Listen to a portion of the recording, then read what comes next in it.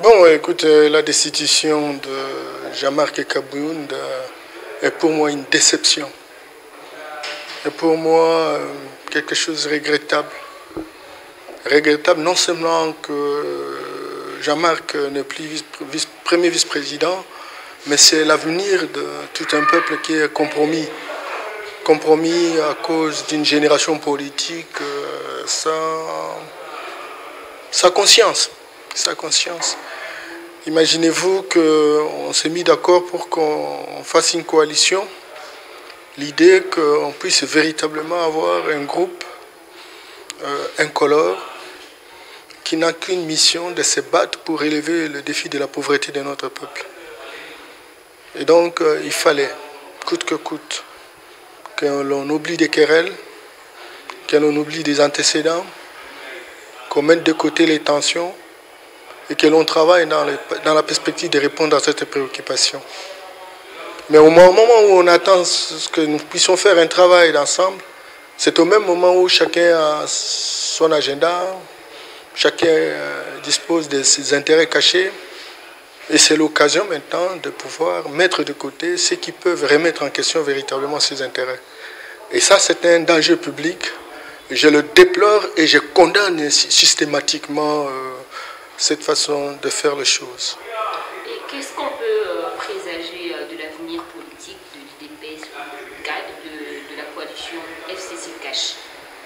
Généralement, Jean-Marc est parti. Bon, comme c'est une coalition, je sais qu'ils vont chercher quelqu'un qui va les remplacer. Et vous savez, chasser les naturels, il revient au galop. Le jour où la personne pourra dire le contraire, et donc la même personne pourra subir la même sanction au nom de la loi de la majorité statistique. Et c'est cela qui est le danger. Les Congolais auraient souhaité avoir l'alternance pour permettre à rompre avec le passé et prendre la direction de l'avenir, ne serait-ce que susciter l'espérance.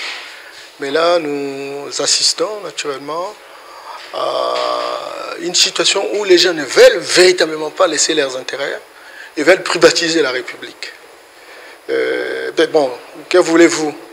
Jean-Marc est victime d'avoir dénoncé, ce qui rentre véritablement dans les règles de la gestion démocratique. Alors maintenant, si les chiffres qui ont été avancés par Jean-Marc sont faux, on aurait pu écouter des chiffres contraires pour montrer que Jean-Marc n'est pas mature comme on en parle, Jean-Marc n'est pas un homme d'État, etc. Mais personne ne lui a opposé des chiffres contraires.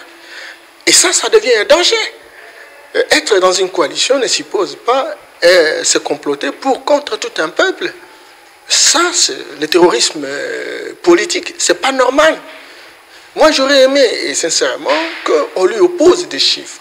À ce moment-là, chacun prendra soin de ne pas prendre le risque de mettre sur la place publique des chiffres qui ne sont pas concordants à la réalité. Mais bon, tel n'est pas le cas, on accélère le processus, et bon voilà, donc la personne est partie. Alors, les stratèges qui se réclament et s'autoproclament de tout le temps, stratèges ou des animaux politiques, ont gagné.